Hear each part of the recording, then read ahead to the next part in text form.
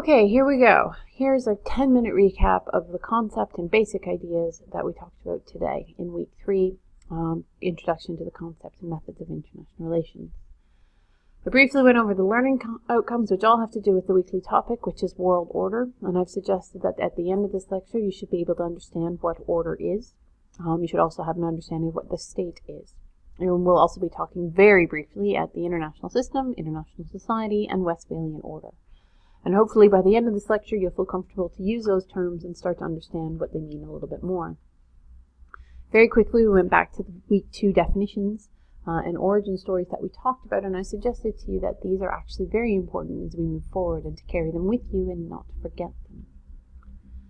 Today in lecture we looked at how I actually write lectures, and hopefully this will help you understand what type of notes to make in light of the seminar that you had in week 2.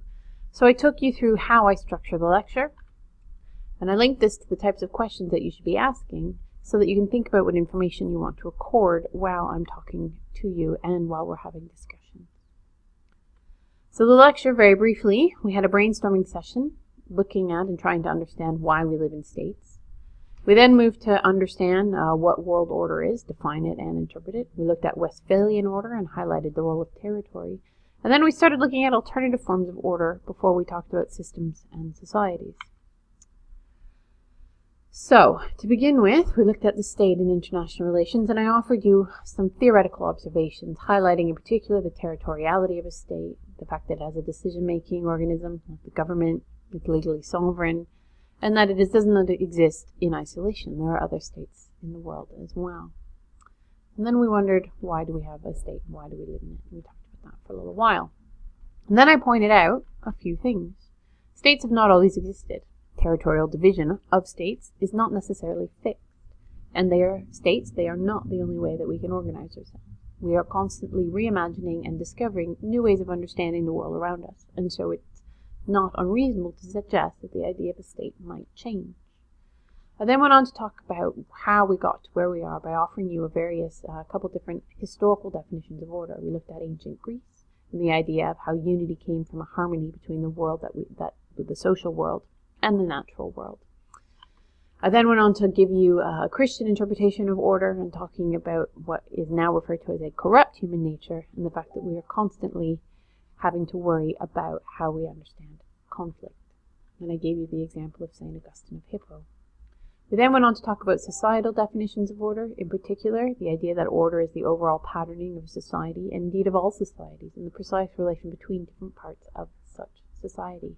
Now, what I took away from this and what I highlighted to you is that what is really important is the idea that within the state we have order, and then outside of the state we have disorder, and how international relations negotiates disorder becomes very important. I then took you through the works of Nicholas Renger, who suggests that international relation has a problem with order, and how we manage that disorder outside of the state. And we talked about balancing, we talked about the use of societies, and we talked about the role that institutions might play, and we had a class discussion about that. What we took away from Nick Renger's work was this concept of sovereignty, and that sovereignty was one way in international relations that we try and manage order. I then went on to discuss sovereignty in some detail, suggesting that sovereignty designates a form of rule intrinsically entwined with the emergence and existence of the modern state system. What we talked about and what became very important is that if you have a sovereign state, then why you intervene, and if you can even intervene in the affairs of another state, is really important, because with sovereignty comes the norm of non-intervention or state autonomy. So that's second point of the second bullet. But what the point that we did take away from this is that sovereignty is variable, and it differs enormously between and across countries over time. Now, what is really important, again, is that sovereignty is how we have peaceful coexistence between states. So it's one way of managing that disorder that comes out of our various understandings of inside and outside. Then we had a brief discussion about whether or not sovereignty worked and where the authority to enforce sovereignty comes from as well. I then took you through the idea of the Peace of Westphalia and suggested that two treaties give us principles that define Westphalian order. And I also made the important point of suggesting to you that this ties back to the origin story that looks at 1648 and the role of territory in defining the discipline. And then I reminded you that just because that is one story, it is not the only story. Now, 3 things that come out of the Treaty of Westphalia. The king is the emperor in his own realm, so there is a preeminent authority that is in charge. That person that is in charge determines the religion of his realm. And that there is a balancing of power. So you try not to have one type of person coming over another. Sorry, what I mean by that is that one state has the right to do what it wants, technically. So within the Treaty of Westphalia, we have a few different things happening. You have states are now given the right to declare war and peace. States are entitled to make their domestic laws, raise taxes, and keep a standing army.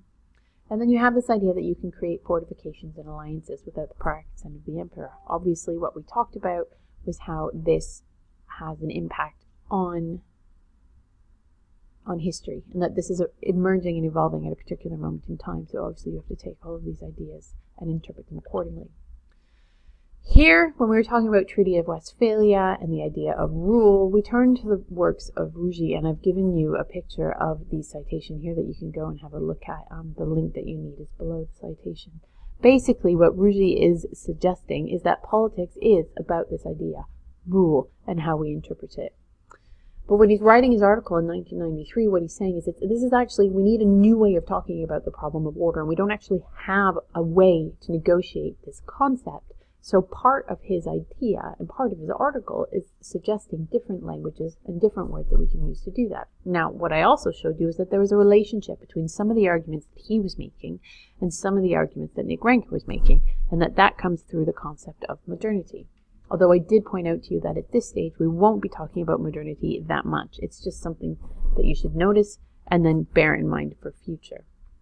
So, what does he go on to say are features of the modern system? Well, again, he goes to territory. Territory is determined and it's defined. It is fixed and it creates mutually exclusive enclaves. This, he also says, is quite a unique experience. Okay.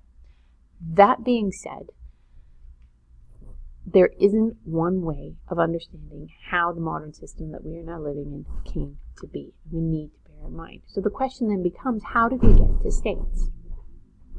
There is a territorial approach that brings with it these bounded assumptions and borders. There's the historical approach that I've already given you that looks at the Greek polis and this idea of empire, and that comes through the Greek and the Christian ideas that we talked about. And it's also tied to forms of power. Having land and acquiring land is one way that you can show your power, because we talked about the fact that power is sometimes difficult to present and it's hard to prove that you have. Having a landmass is one way of overcoming that problem. From there, we went in to talk about the ideas of John Agnew in his notion of the territorial trap. What emerges from this particular idea is that the territory of the state is a geographical container of modern society. So it can demonstrate both power, what you have acquired, and the force that you have to defend it.